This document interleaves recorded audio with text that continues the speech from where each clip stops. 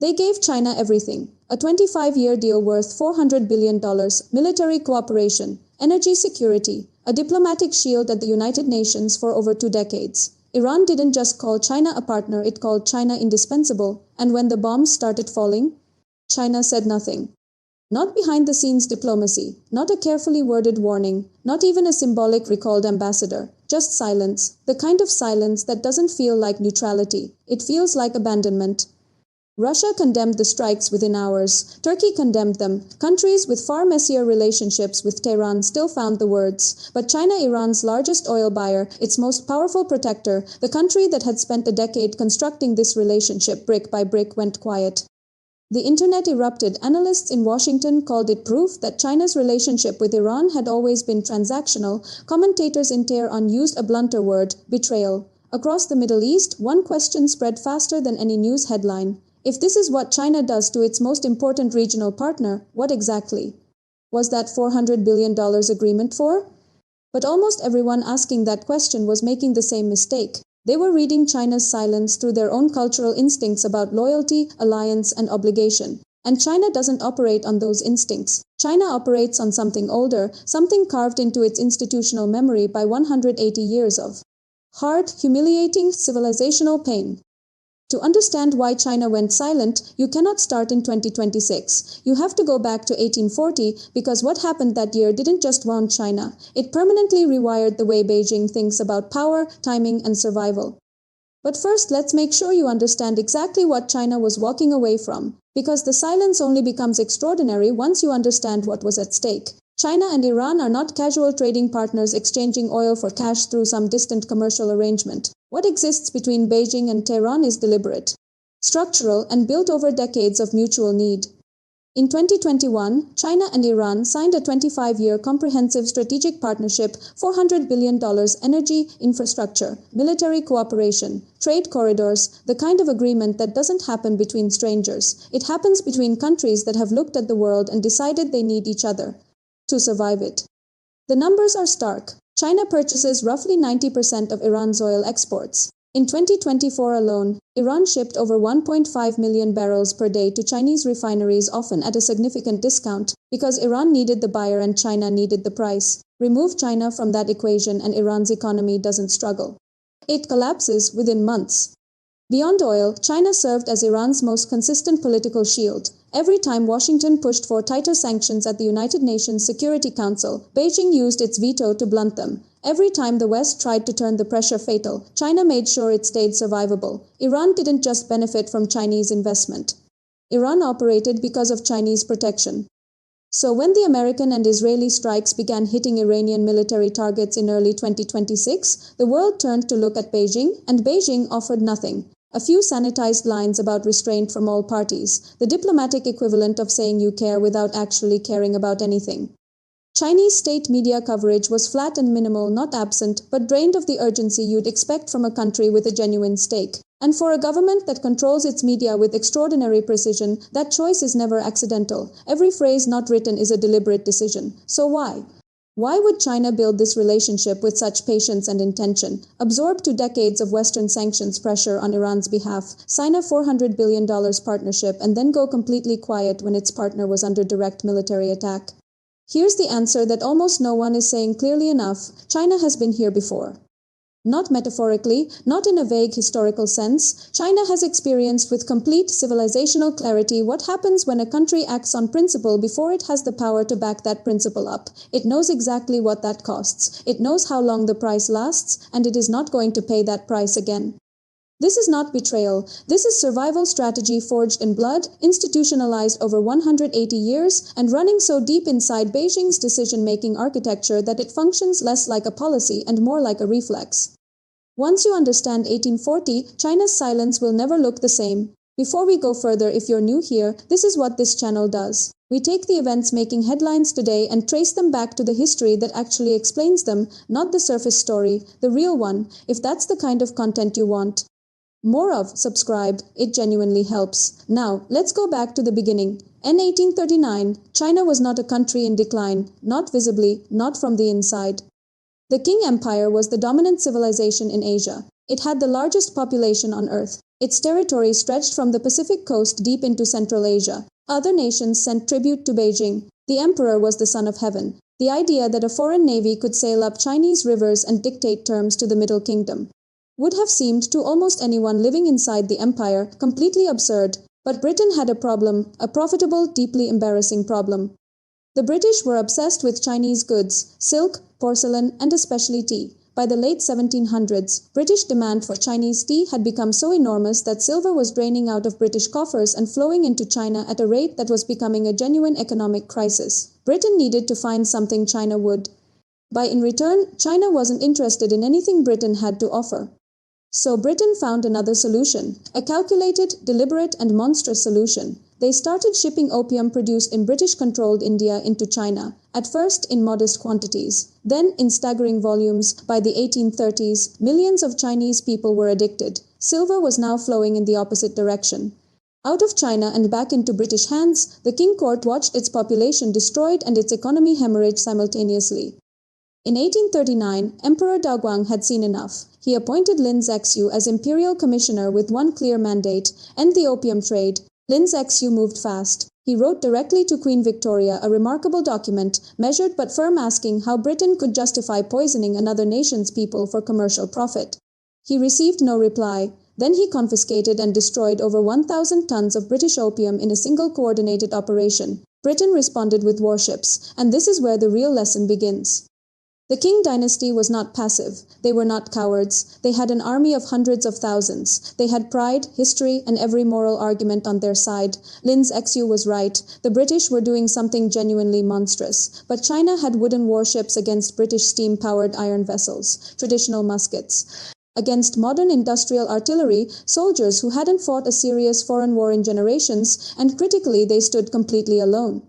No allies, no diplomatic backing from any other major power, no country willing to position itself between China and the British fleet. The result was not a battle, it was a dismantling. British warships sailed up Chinese rivers and bombarded coastal cities with almost no meaningful resistance. The Qing forces, despite their numbers, couldn't compete with the technology being deployed against them. Within 2 years, it was over. In 1842, China signed the Treaty of Nanjing. They paid 21 million silver taels in reparations. They surrendered Hong Kong Island. They opened 5 ports to British trade on British terms. They granted British citizens legal immunity inside Chinese territory. The country that had considered itself the center of civilization was now signing documents dictated by the people who had spent years poisoning its population, and it didn't stop there. More unequal treaties followed. France arrived, then the United States, then other powers, each lining up to extract their own concessions. Japan invaded decades later. In 1900, 8 foreign nations marched into Beijing and looted the Forbidden City. The empire that had once received tribute from its neighbors was being systematically carved up by them. China calls this the Century of Humiliation, and it began in 1840 because China stood up before it had the power to back it up. The Treaty of Nanjing wasn't just a diplomatic defeat, it was a civilizational shock. For centuries, China had operated on the assumption that its size, its history, and its culture made it naturally dominant. The King Court had barely considered military inferiority as a real possibility because no one in living memory had seriously tested it, and then Britain did, and China discovered in the most brutal way imaginable. That pride without power is not a strategy, it is a vulnerability.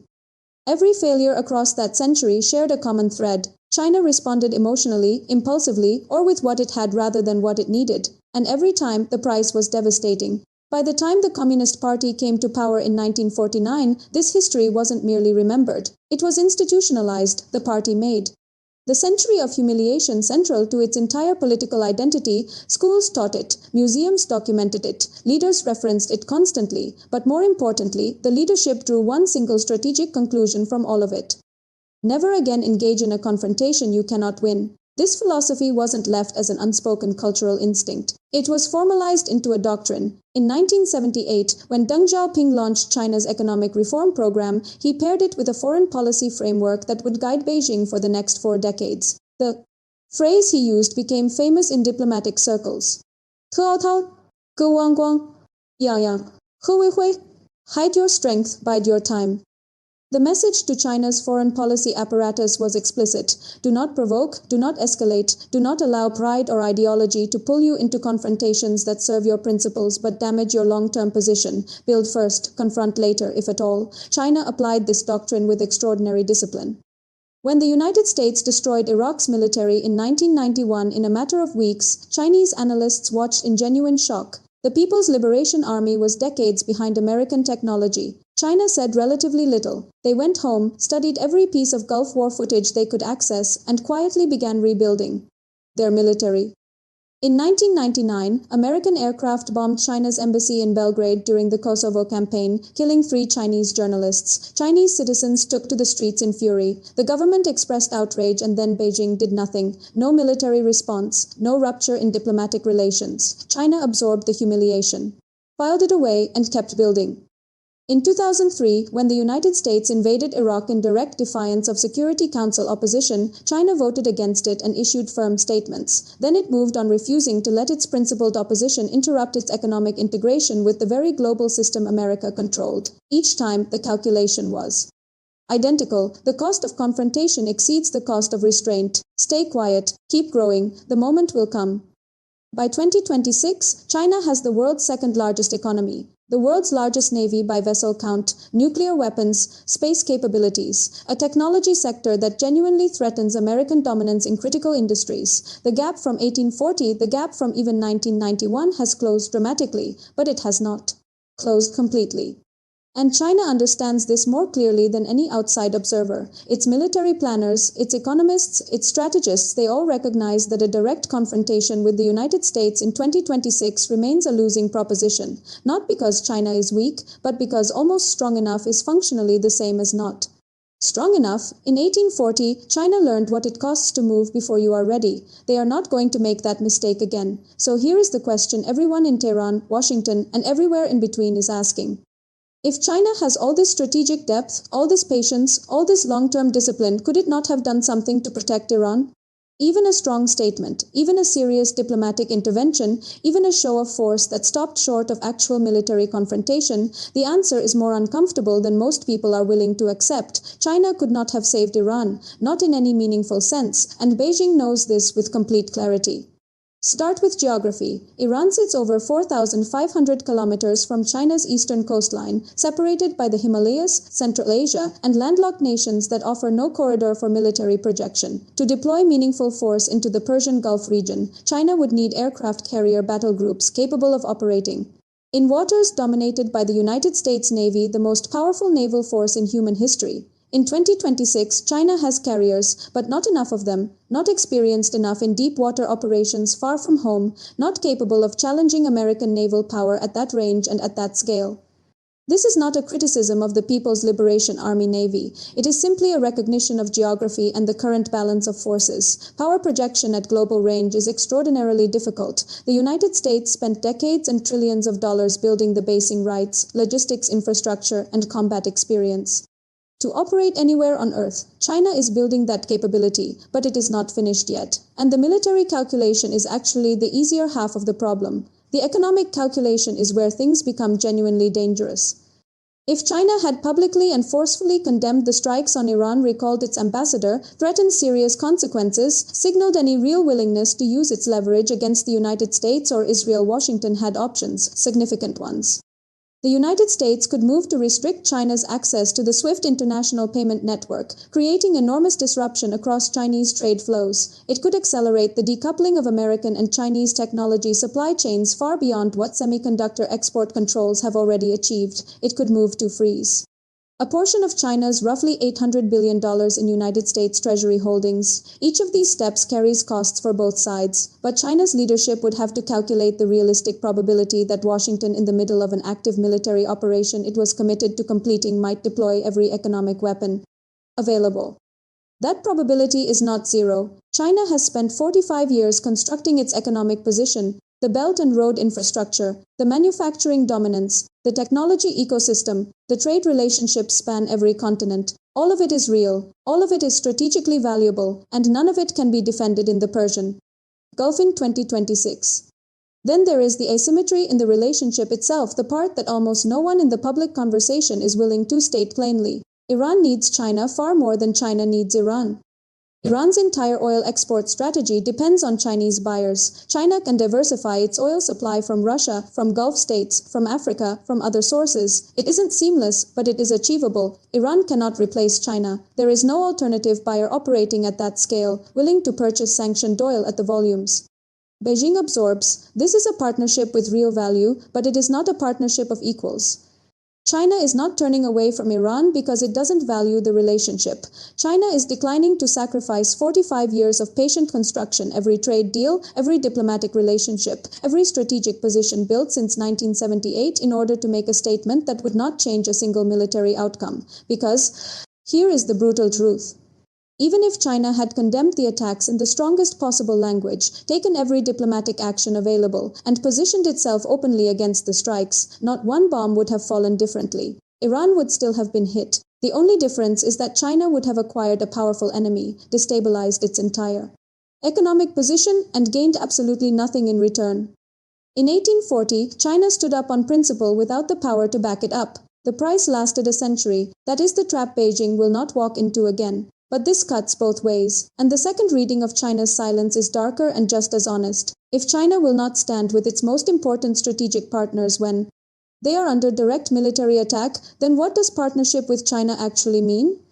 Every country that has accepted Belt and Road investment, every government that has deepened economic ties with Beijing, every nation that has quietly moved away from the American orbit with the implicit understanding that China would eventually have its back, they are all watching Iran right now, and they are all asking the same question. Is China a reliable partner, or is China simply a very large country that maintains close relationships as long as they cost nothing and goes silent the moment the cost becomes real? That question does not have a clean answer. The truth sits somewhere between both readings. China is not cynically abandoning its partners. It is executing a strategy that is internally coherent and historically grounded. But a strategy that makes complete sense inside Beijing can look very different and very troubling from Tehran. So where does this leave us? China's silence on Iran is not a mystery once you understand the history behind it. It is the most rational response available to a country that learned at catastrophic cost what happens when you stand up before you are ready to stand. The Century of Humiliation that began in 1840 didn't simply teach China to be cautious. It rewired the way China's leadership thinks about the relationship between timing and power. You do not act when principle demands it, you act when power permits it, and right now, by China's own internal calculus, the power does not yet fully permit it.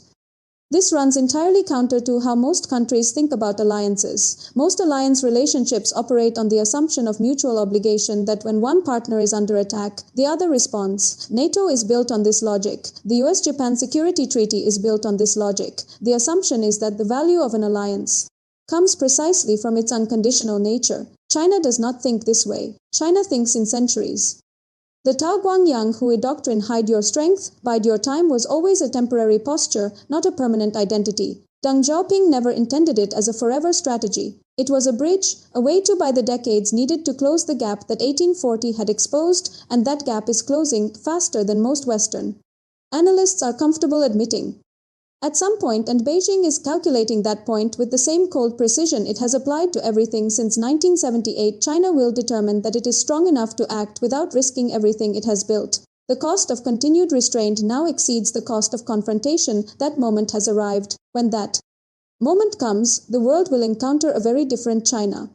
Not the China of careful language and strategic quiet, not the China that absorbs humiliation, files it away, and keeps building, but a China that moves with the full weight of everything it has constructed since 1978 and everything it remembers from 1840. A China that has been patient not because it is weak, but because it understood, better than anyone, that patience was the only weapon powerful enough to close a century-wide gap. The dragon was wounded, the dragon recovered, and the dragon is still deciding when to move. If you want to understand the world being shaped right now from the Persian Gulf to the South China Sea to the Security Council chamber, this is the history you need to know, because the headlines will keep changing, the countries involved will shift, the crises will multiply, but the logic underneath all of it stays the same. China is not reacting to the present. China is executing a strategy built from the past, and until the rest of the world understands that, they will keep misreading the silence. Subscribe if you haven't already, and drop a comment below. When do you think China will finally decide it is ready to stand up? I want to know what you think.